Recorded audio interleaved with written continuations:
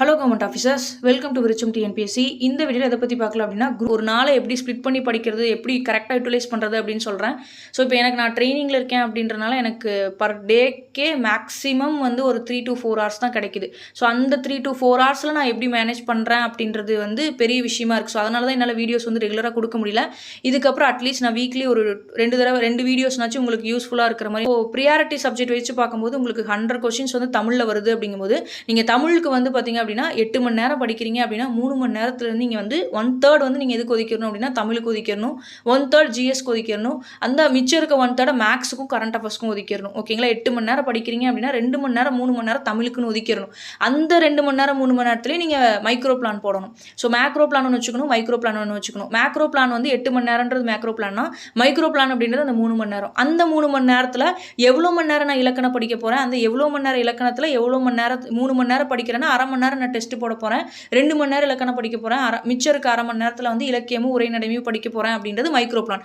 அது உங்களோட மைண்ட் செட்டுக்கு ஏற்ற மாதிரி நீங்கள் போட்டுக்கணும். ஸோ அதுக்கப்புறம் ஜென்ரல் ஸ்டடீஸ் இருக்குது அப்படின்னா, ஜென்ரல் ஸ்டடீஸ் நான் ஒரு சப்ஜெக்ட் படிக்க போகிறேன்னா இல்லைனா 2-3 சப்ஜெக்ட் கலந்து படிக்க போகிறேன்னா அப்படின்றது நீங்கள் டிசைட் பண்ணணும்.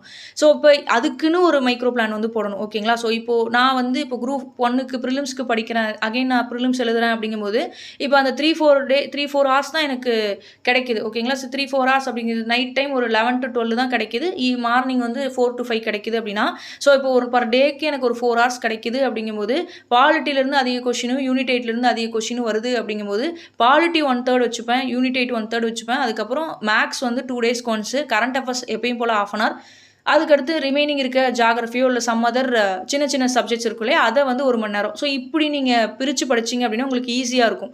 இல்லை நான் ஒரே சப்ஜெக்ட் தான் படிக்கிறேன், 3 நாளைக்கு ஒரு சப்ஜெக்ட் முடிக்கணும், இல்லைனா 2 நாளைக்கு ஒரு சப்ஜெக்ட் முடிக்கணும் அப்படின்னா அதுக்கேற்ற மாதிரி நீங்கள் மைக்ரோ பிளான் போடணும். ஓகேங்களா? அடுத்து ஆப்டிடியூட் நீங்கள் சொல்கிற மாதிரி ஒரு 2 நாளைக்கு ஒரு டாபிக் இல்லை 3 நாளைக்கு ஒரு டாபிக், நீங்கள் அதுக்கேற்ற மாதிரி இப்போ 60 நாள் இருக்குது அப்படின்னா நமக்கு மொத்தம் 22 டாபிக் இருக்குது அப்படின்னா 60 நாளுக்கு 22 டாப்பிக்கை நான் முடிக்கணும். அந்த 22 டாபிக் முடிச்சுட்டு நான் ஒரு 20 கொஷின் போட்டு பார்க்கணும். 20 கொஷின் அப்படின்றது 20 நாளுக்கு வச்சுட்டு 22 டாப்பிக்கை நீங்கள் 40 நாளில் முடிக்கிற மாதிரி பிளான் போடணும். அப்போது ஒரு நாளைக்கு 2 நாளைக்கு ஒரு டாபிக் நான் முடிக்கணும் அப்படின்ற மாதிரி நீங்கள் ஃபிக்ஸ் பண்ணிக்கணும். அதுக்கேற்ற டைம் அலாட் பண்ணி அதுக்கேற்ற வீடியோஸ் பார்த்து நீங்கள் மாடலோ இல்லைனா மைண்டில் ரீட் பண்ணிட்டோ நீங்கள் கொஷின்ஸ் போட்டு பார்க்கலாம். ஓகேங்களா? அடுத்து ப்ரீவியஸ் இயர் கொஷின் பேப்பர் நீங்கள் என்ன பண்ணணும் அப்படின்னா, குறைஞ்சது நான் பண்ணது, நான் previous year question paper daily அதாவது 12 to 13 hours 14 hours படிச்சுட்டு இருந்த டைமில் மதியம் டைம் மட்டும் ஒரு 2 to 3 previous year question paper, ஏதோ ஒரு previous year question paper download பண்ணிடுவேன். ஸோ அந்த டவுன்லோட் பண்ணி அதில் இருக்கிறது நான் அனலைஸ் பண்ணுவேன், என்னால் எவ்வளோ போட முடியுது அப்படின்றத அனலைஸ் பண்ணுவேன். அதுக்கான கொஷின்ஸ் நைட்டு போட்டு பார்ப்பேன். ஓகேங்களா? ஸோ இந்த மாதிரி ப்ரீவியஸ் இயர் கொஷின் பேப்பருக்கும் ஒரு அட்லீஸ்ட் ஒரு 10 நிமிஷம்னாச்சும் ஒதுக்குங்க. ஓகேங்களா? என்ன இருக்குது, என்ன கொஷின் கேட்டிருக்காங்க, அட்லீஸ்ட் நீங்கள் தமிழுக்குனாச்சு அந்த ப்ரீவியஸ் இயர் கொஷின் பேப்பர் போட்டு பாருங்கள். அடுத்து கரண்ட் அஃபேர்ஸ்க்கு 1 மணி நேரம் நீங்கள் ஸ்பெண்ட் பண்ண முடியலனாலும் ஒரு 20 நிமிஷம் ஏதோ ஒரு வீடியோ கேளுங்க. 20 நிமிஷம் ஸ்பெண்ட் பண்ணுங்கள், ஏதோ ஒரு வீடியோ கேளுங்க. ஸோ இப்படி தான் நீங்கள் ஒரு நாளை கரெக்டாக யூட்டிலைஸ் பண்ண முடியும். ஒரு நாளைக்கு குறைஞ்சது 8 மணி நேரம் நீங்கள் ஸ்பெண்ட் பண்ணியே ஆகணும். இந்த 60 டேஸில் இப்படி நீங்கள் பிளான் பண்ணீங்க அப்படின்னாவே உங்களுக்கு கரெக்டாக கொண்டு போக முடியும். ஓகேங்களா? ஸோ டெஸ்ட் வேணும் அப்படிங்கிறவங்க டெஸ்ட் டெய்லி நான் சொல்லியிருந்தேன் இல்லையா, டெஸ்ட் சீரிஸ் தமிழோ இல்லைனா ஏதோ நீங்கள் டெஸ்ட் சீரிஸ் அதுக்குன்னு ஒரு அரை மணி நேரம் இல்லை 1 மணி நேரம் ஒதுக்குங்க. அந்த டெஸ்ட் இப்போ நான் ஃப்ரீயாக போடணும் அப்படின்னா அகாடமியில் ஜாயின் பண்ணி பண்ணுங்கள். முடிஞ்ச அளவுக்கு அகாடமியில் ஜாயின் பண்ணுங்கள். உங்களால் அகாடமியில் ஜாயின் பண்ண முடியல, இல்லை நான் ஃப்ரீயாக போடணும் அப்படின்னா அவங்களுக்கு டெஸ்ட்டுக்கான அந்த பிடிஎஃப்ஸும் அதுக்கான ஆன்சர் மெட்டீரியலும் டெலகிராம் சேனலில் அவைலபிளாக இருக்குது. ஓகேங்களா? அதுக்கான லிங்க் நான் கீழே கொடுத்துட்றேன். அண்ட் நீங்கள் டெஸ்ட்டு என்ன பண்ணுறீங்க அப்படின்னா, டெஸ்ட்டு போடுறீங்கன்னா அந்த டெஸ்ட்டு கரெக்ஷன் பண்ணுறதோட விட்டுறக்கூடாது. அந்த கரெக்ஷன் எப்படி இருக்கணும் நீங்கள் யோசிக்கணும். அந்த 1 மணி நேரம் டெஸ்ட்டு போடுறீங்கன்னா அது முக்கியம் கிடையாது. அதுக்கப்புறம் நீங்கள் பண்ணக்கூடிய அந்த ஹோம் ஒர்க், அந்த கரெக்ஷன் ஒர்க் தான் முக்கியம். இதில் இந்த 100 கொஷின் நான் போடுறேன், இல்லை 20 கொஷின் போடுறேன், இந்த 20 கொஷினில் எனக்கு 3 கொஷின் தெரியல. ஏன் அந்த 3 கொஷின் தெரியல?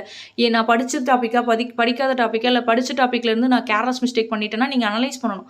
அப்போனா மட்டும்தான் உங்களுக்கு அந்த தப்பு பண்ண அந்த 3 கொஷினை உங்களால் ரெக்டிஃபை பண்ண முடியும். இல்லைனா நீங்கள் எந்த கொஷினுக்கு எந்த கொஷின் தப்பாக போட்டிங்களோ அந்த ஆப்ஷன் மட்டும்தான் உங்களுக்கு மைண்டில் இருக்குமே தவிர நீங்கள் கரெக்ஷன் பண்ண ஆப்ஷன் மைண்டில் இருக்காது. ஸோ அப்போ கரெக்ஷன் பண்ணும்போதே இதனால தான் நான் கரெக்டாக, இதனால தான் நான் தப்பு பண்ணேன், இந்த தப்பு நான் அடுத்து பண்ணக்கூடாது அப்படின்ற கரெக்ஷன் ஒர்க் பண்ணுங்கள். ஓகேங்களா?